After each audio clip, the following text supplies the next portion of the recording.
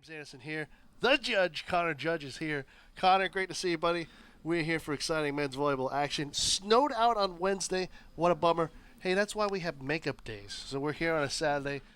Since the arrival of Coach McKinney to the Cobras, Bishop Grimes is looking up, pulling themselves out of the basement of basketball dwellers. They're starting to turn it around, and this trophy case might get a little more full in the near future. After just a couple of weeks ago where Syracuse, it looked like they weren't even going to be in the tournament, now the Orange have made it. They're going to the Final Four. An unbelievable comeback victory against Virginia, the stifling full-court defense, Malachi going insane during the game, and of course, the Orange pulling together at the end to hold off the Cavaliers. They win, they advance on, and they're blasting off to Houston for the Final Four. Thanks a lot, guys. Hey, what a showing for the New England Patriots against the Indianapolis Colts on Sunday as they beat Indy 42-20 that night. Jonas Gray, not the Jonas from that Weezer song you might know, but rather running back for the Pats. He ran for 201 yards and 4 touchdowns. 4. Tom Brady was not too terrific. He had a few interceptions. He did go 19 for 30, 257 yards and 2 touchdown passes, 1 to Tim Wright and 1 to Rob Gronkowski, who went Gronk-spastic, Gronk-tastic, Gronk-nasty. Gronk rumbled his way into the end zone and was, quote, stirring things up like he was in the club. The Boston College Eagles defeated the Syracuse Orange 28-7 at Alumni Stadium on Saturday. For BC sophomore Tyler Rouse, he was able to scamper into the end zone with a 42-yard touchdown run. For Rouse, it was a special moment as he was unscouted coming out of high school from the Syracuse, New York area. It's another day for baseball at Onondaga Community College and another chance to come together as a community for someone taken far too soon. Last weekend, OCC student Alex Hendry, who was a pitcher for the Lasers, was honored in a ceremony at the baseball complex after his tragic death in February. You know, Alex was a freshman, so he'd only been with the team for less than a year, but he had an impact, and he was really close to a lot of the guys, and to pass in such an unexpected way, there was definitely a lot of sadness and grief around it. Everybody mourns differently. For the OCC baseball team, the passing came just a couple of weeks prior to the start of their regular season. They have a lot of leadership in place that has helped the team come together to mourn and to play ball as a family. Having the season start almost right after his passing has helped the guys on the team, gave them brothers to rely on.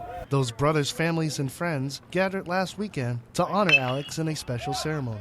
You know, after the tragic passing of Alex, we wanted to do something that would be able to commemorate him and have a chance for our community to come out and celebrate his life and remember him and remember his passion for baseball. The season continues on. Last week they split a series. Today, not as fortunate. But every game, every day, they honor Alex. James Anderson, NCC Sports.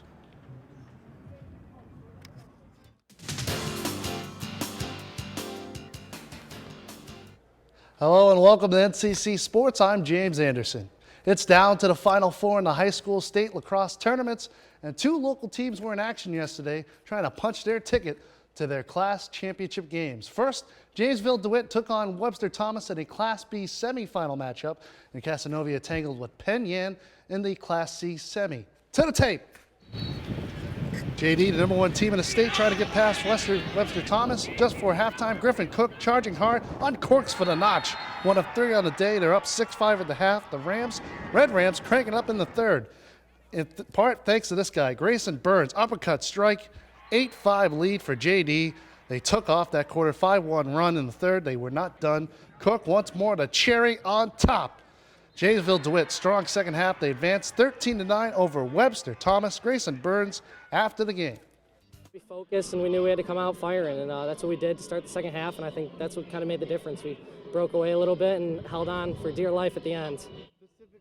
Class C semi, Casanova hooking up with Penn Yan. Lakers were down by as many as 6. They stormed back, took the lead, but here's Penn Yan and Sean Emerson. 2 minutes left, the equalizer, tying it at 10. They went into overtime. 2.5 minutes into that, a little hot potato right on the doorstep, jam it in. Tate Stewart, he will clinch it for Penn Yan. They advance on. They end Casanovia's season 11-10 in overtime. It's been a rough start for the Cleveland Cavaliers in the NBA Finals. They dropped the first 2 games to the Golden State Warriors. The Cavs are looking for some home cooking, trying to stir up and get the squad back on track. LeBron James, he's got his game face on, trying to dodge the 3-0 series hole They got off to a fast start, but it was Kyrie Irving going into work. Delicious ham sandwiches, splash in the eye. 16 points in the first for him. Stephen Curry trying to pull his team out of it, but LeBron with the steal, and then the finish. Slam and jam and ding dong. So nice, please. Let's see it twice. Goes up and elevates. For the love of elevation. 120-90. The Cavs run away with it. Golden State still leading the series 2-1. They're pretty bummed out about it.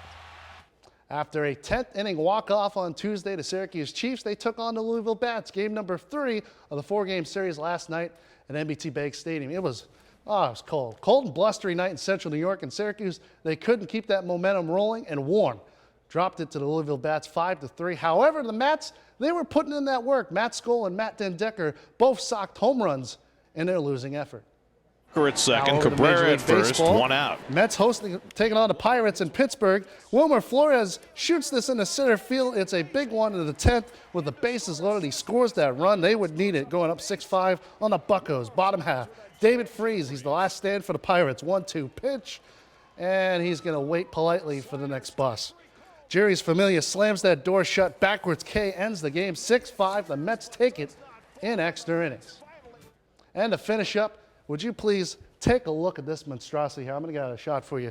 The athletic director of Syracuse, former athletic director Mark Coyle, he had this thingamajig outside of his house yesterday afternoon, leaving for his job in the same role at Minnesota. Supposedly, it was a contractor that sent over the truck and not Coyle or Minnesota. So I mean, if that thing had Connecticut or Pittsburgh all over it, I'd be pretty upset about it. That's one way to hit the road.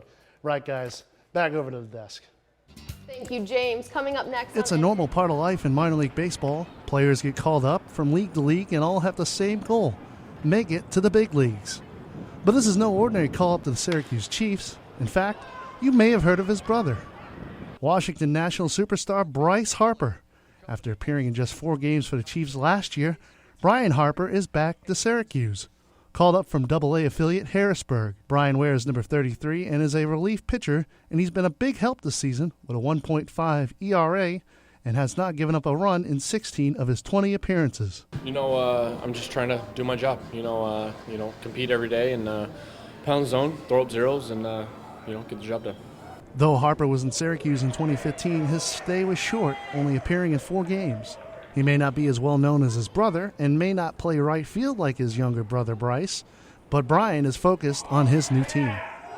Kind of got to ease into it, find your spot, and I think that's what I'm trying to do is just, find my stride, with it per se with the new clubhouse, and I'm just trying to have some fun.